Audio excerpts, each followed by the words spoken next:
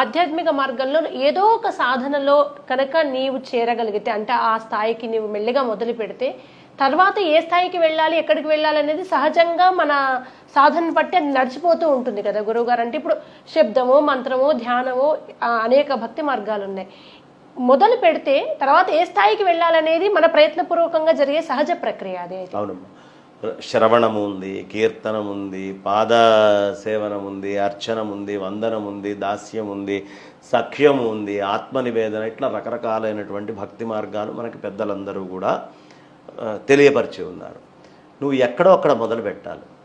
అది మొదలుపెట్టి అందులో ఆ రసాస్వాదన చేస్తూ చేస్తూ చేస్తూ వెళ్తే నీకు ఆ భగవంతుడి యొక్క గుణగణాలు, ఆ కీర్తనలు అవి చెప్తున్నప్పుడు కంటెంబడి నీళ్ళు వచ్చి శరీరం గద్గదమై రోమాంచితమయ్యేటటువంటి స్థితి ఎప్పుడు వస్తుందో అప్పుడు నువ్వు నిజమైనటువంటి నీ చైతన్య స్థితిలోకి వెళ్తున్నట్టు, లేకపోతే కరడుగట్టి వాడుకుంటున్నట్టుగా.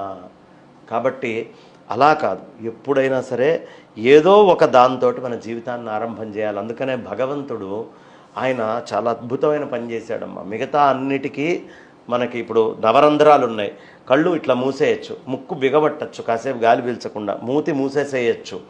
అలాగే మిగతా రంధ్రాలు అన్నీ కూడా బిగించచ్చు, కానీ చెవులకి మాత్రం అవకాశం ఇవ్వాలి. ఇవి ఎమర్జెన్సీ డోర్స్ కింద పెట్టాడు. అందుకనే శ్రవణంతో మొదలుపెట్టు, మంచి కథలు విను, భగవత్ తత్వాన్ని విను. అదే చింతన చేస్తూ చేస్తూ చేస్తూ వెళ్తే ఏది పరమాత్మ పరిత్రాణాయ సాధూనాం వినాశాయ చ దుష్కృతాం ధర్మ సంస్థాపనార్థాయ సంభవామి యుగే యుగే అని చెప్పాడో, అలా ఆయన సంభవించినటువంటి ఆ కథల్ని, ఆయన సంభవమైనటువంటి ఆ కథలు ఇవన్నీ ఉన్నాయో అవి గనక నువ్వు చదువుకుంటూ వెళ్తే మెల్లిగా ఆయన నీలోకి వచ్చి ఆయన స్వస్థితి అయినటువంటి నిరాకార నిర్గుణ స్థితిలో నిన్ను ఉంచుతాడు. నీ స్వస్థితి కూడా అదే.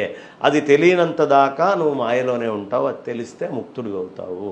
కాబట్టి ఆరంభం చేయటము, సాధన చేయటము, ప్రాణాయామాదుల్ని చేయటము, యమనియమాసన ప్రాణాయామ ప్రత్యాహార ధారణ ధ్యాన సమాధి లాంటివి కానీ, లేదు అర్చనలు కానివ్వండి, లేదు యజ్ఞ యాగాదులు కానివ్వండి, లేదు భగవంతుడి యొక్క రూపం దగ్గరికి వెళ్ళి దర్శనం చేసుకోవటం కానీ, లేదు పెద్దవాళ్ళకి కాళ్ళొత్తుతూ పెద్దవాళ్ళకి సేవలు చేయటం కానివ్వండి, లేదు ఆ ఇబ్బందుల్లో ఆర్తితోటి ఉండి కష్టాలతోటి ఉండేటటువంటి వాళ్ళకి సహకారం చేయటము, సహాయం చేయటం రూపంలో కానీ ఏ విధంగా అయినా నువ్వు సత్కర్మని ఆచరిస్తే ఆ సత్కర్మ నిన్ను ఈ మోక్షస్థితికి తీసుకువెళ్తుంది.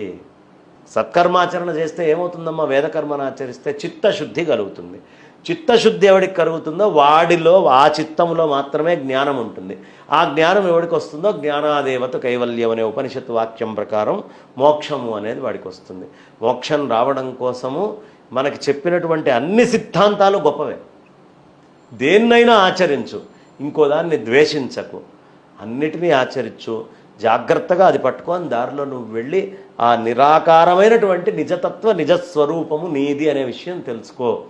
ఇది చేయాల్సినటువంటి పని. కాబట్టి ఆరంభం చేయడం మాత్రం సాధన చేయాలి. అందుకనే కృష్ణ పరమాత్మ స్పష్టంగా చెప్తారు అర్జునుడికి, అభ్యాసయోగేన కౌంతేయ. అభ్యాసము అనేది చేయటం వల్ల మాత్రమే ఓ కుంతిపుత్రుడా దీన్ని నువ్వు సాధిస్తావంటే అభ్యాసం చేయాలి, ప్రాక్టీస్ చేయి. ప్రాక్టీస్ చేయందే నీ మనసు లోపల విషయాలు ఎలా వెళ్ళిపోతాయమ్మా? ఎక్కడికి పంపిస్తావు? ఇప్పుడు అనేకమైనటువంటి జలబిందువుల యొక్క సమీకరణే ఓ మేఘం, అవునా? ఆ మేఘం మేఘంగా ఉన్నప్పుడు నువ్వు కరడుగట్టే ఉంటావు, బాగా ఉత్పాదాలు, పెద్దవి మెరుపులు, ఉరుములు అన్నీ వస్తాయి, గాలి కట్టు ఇటు తిరుగుతుంది, ఓ దగ్గర నిల్చోలేదు, మొత్తం ఇదవుతుంది. ఒక్కొక్క చుక్క పడిపోయిందనుకోమ్మా, మేఘానికి నామరూపాలు ఉన్నాయా? లేవు. ఆ ఒక్కొక్క చుక్క పడిపోతే మేఘం పరిస్థితి ఏదో, అనేక విషయాల్ని క్రోడీకరించి లోపల పెట్టుకున్న నీకు ఒక్కొక్క విషయము పరమాత్మ, ఏతత్ సర్వం పరమేశ్వరార్పణమస్తు.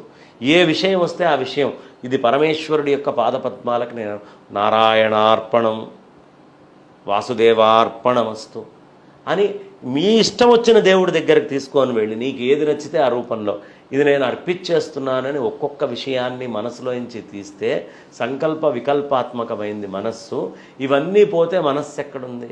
ఎలా అయితే అక్కడ నామరూపాలు లేవో అలాగే లేదు. దాన్ని తీసేసేటటువంటిది ఒక్కొక్కటి తీసేసేయాలి అంటే గురువు కావాలి, అభ్యాసం కావాలి, దాని లోపల ఘర్షణ కావాలి, అప్పుడు ఒక్కొక్కటి పోవాలి. అనేకమైనటువంటి కట్టెపుల్లలు నువ్వు దగ్గర తీరిస్తే పెద్ద మంట అయింది, ఒక్కొక్క కర్ర తీసి పక్కన బారేసాయి, అయిపోలేదా? అలాగే అనేక విషయాల్ని తీసుకుంటే అంత వేడితోటి మంట వచ్చింది. దీంట్లో నువ్వు ఎన్ని వేదాంత వచనాలైనా చెప్పచ్చు, కానీ అవన్నీ కలిసి ఉన్నంత దాకా నీ వేదాంత వచనాలు పనిచేయవు. కాబట్టి ఏం చేసినా ఇదంతా ప్రతి కర్మ నీదే అని ఒక్కొక్క కర్రని తీసేసి భగవంతుడిని నువ్వు సాకారం అనుకో, నిరాకారం అనుకో, ముందు తీసేసి ఓ దానికి వదిలిపెట్టేస్తూ పోతే అప్పుడు నీ స్వస్థితిలోకి నువ్వు వెళ్ళిపోతావు. నువ్వేదో దాంట్లోకి వెళ్తావు. దానికి నీకు సాకారం అనుకుంటావా అనుకో, నిరాకారం అనుకుంటావా అనుకో, రెండిట్లో ఏదనుకున్నా నష్టం లేదు. కానీ సాకారము ద్వారా నువ్వు తీసినా, నిరాకార ద్వారా నువ్వు తీసినా విషయాలు పోగానే నువ్వు నీ స్వస్థితిలో ఉంటావు, అక్కడికి వెళ్ళిపోతావు, చిత్తశుద్ధి కలుగుతుంది, సత్కర్మాచరణ చేయాలి. కాబట్టి సాధన, అభ్యాసము చాలా ప్రధానం సాధకుడికి.